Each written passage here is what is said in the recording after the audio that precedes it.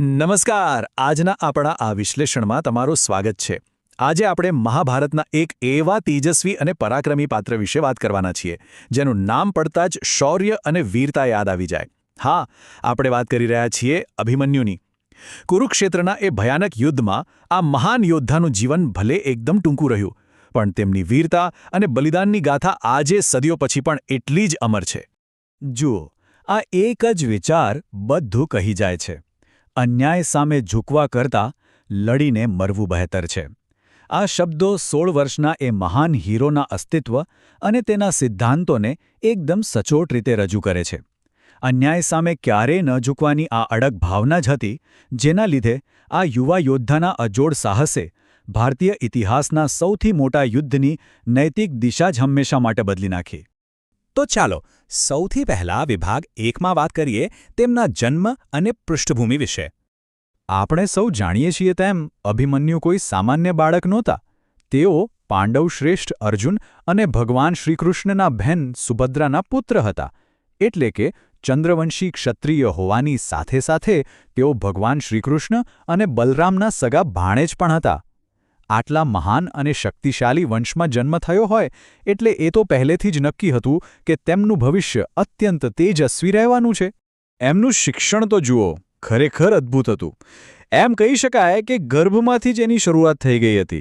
કથા કંઈક એવી છે કે જ્યારે અર્જુન માતા સુભદ્રાને ચક્રવ્યૂહ ભેદવાની વિદ્યા સંભળાવી રહ્યા હતા ત્યારે ગર્ભમાં રહેલા અભિમન્યુએ ચક્રવ્યૂહમાં અંદર જવાનો માર્ગ તો બરાબર સાંભળી લીધો, પણ બહાર નીકળવાની વિધિ વખતે માતા સુભદ્રા ઊંઘી ગયા.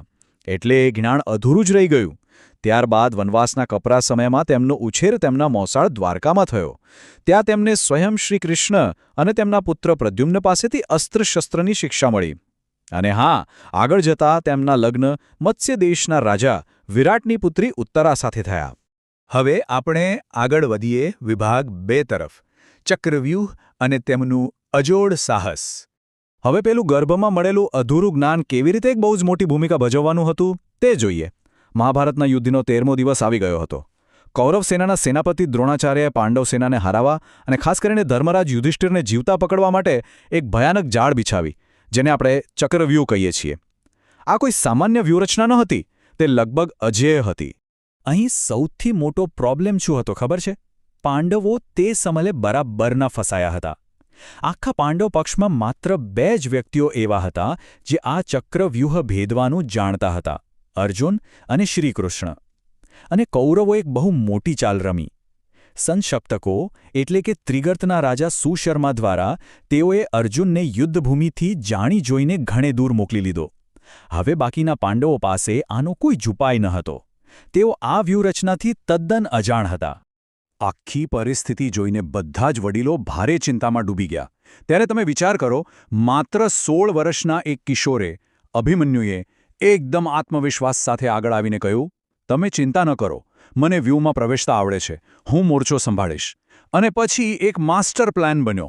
પ્લાન એવો હતો કે પહેલા અભિમન્યુ વ્યૂહમાં પ્રવેશ કરશે અને ત્યારબાદ ભીમ, નકુલ, સહદેવ અને યુધિષ્ઠિર તેની બરાબર પાછળ જઈને તેને કવર આપશે, એટલે કે તેનું રક્ષણ કરશે. હવે વાત કરીએ વિભાગ 3ની. કૌરવોનો દગો અને અભિમન્યુની વીરગતિ. બધું યોજના મુજબ જ ચાલી રહ્યું હતું. યુવા અભિમન્યુ પોતાના રથ સાથે પ્રચંડ વેગથી ચક્રવ્યૂહ તોડીને અંદર ઘૂસી ગયા. તેમણે અંદર જઈને સાચું કહું તો કૌરવ સેનામાં હાહાકાર મચાવી દીધો. દુર્યોધનના પુત્ર લક્ષ્મણને પણ હરાવી દીધો. પણ અચાનક જ બાજી પલટાઈ ગઈ. સિંધુ નરેશ, જયદ્રથ, જેમને ભગવાન શિવજીનું વરદાન હતું કે તે એક દિવસ માટે અર્જુન સિવાયના 4 પાંડવોને રોકી શકશે, તેણે આ વરદાનનો ઉપયોગ કરીને દગો કર્યો. તેણે બાકીના પાંડવોને વ્યૂહના પ્રવેશ દ્વાર પર જ રોકી લીધા અને પરિણામ, અભિમન્યુ અંદર સંપૂર્ણપણે એકલા પડી ગયા. અહીં આપણને યુદ્ધના ભયાનક અન્યાયનું સ્પષ્ટ ચિત્ર જોવા મળે છે. તમે માત્ર કલ્પના કરો, એક તરફ સંપૂર્ણપણે એકલો અને કોઈપણ સહાય વિનાનો 16 વર્ષનો કિશોર, અને તેની સામે કૌરવ પક્ષના 1-2 નહીં પણ 7-7 અનુભવી મહારથીઓ ઊભા છે. દ્રોણાચાર્ય, કૃપાચાર્ય, કર્ણ, અશ્વત્થામા, બૃહદબલ, કૃતવર્મા અને સ્વયં દુર્યોધન. શું આને કોઈ સમાન યુદ્ધ કહી શકાય? બિલકુલ નહીં.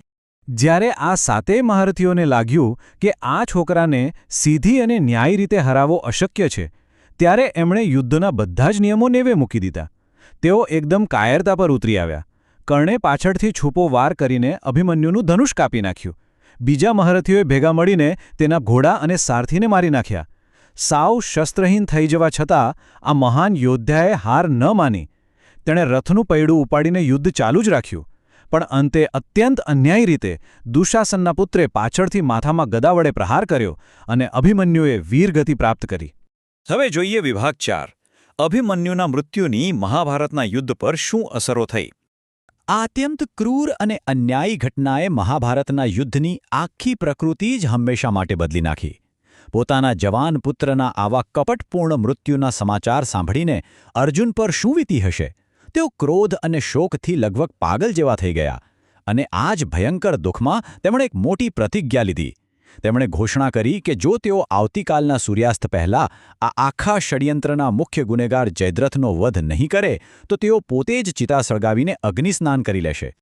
ખરા અર્થમાં આ ક્રૂર હત્યા મહાભારતના યુદ્ધનો સૌથી મોટો ટર્નિંગ પોઈન્ટ બની ગઈ. આ ઘટના બની એટલે યુદ્ધના મેદાન પરથી નૈતિક નિયમોનો કાયમ માટે અંત આવી ગયો.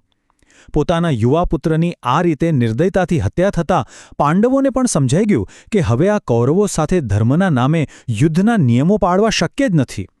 આ ઘટના પછી જ પાંડવોએ પણ નીતિ નિયમો બાજુ પર મૂકીને ભીષ્મ, દ્રોણ, કર્ણ અને દુર્યોધન જેવા કૌરવ મરાઠીઓનો વધ કર્યો. અંતે આપણે આવીએ છીએ વિભાગ 5 પર, અમર ચારિત્ર્ય અને આપણો નિષ્કર્ષ. તો એક એવા હીરોનો વારસો આપણે કેવી રીતે મૂલવી શકીએ જેનું જીવન આટલું ટૂંકું હતું છતાં તેની અસરો આટલી બધી વ્યાપક હતી?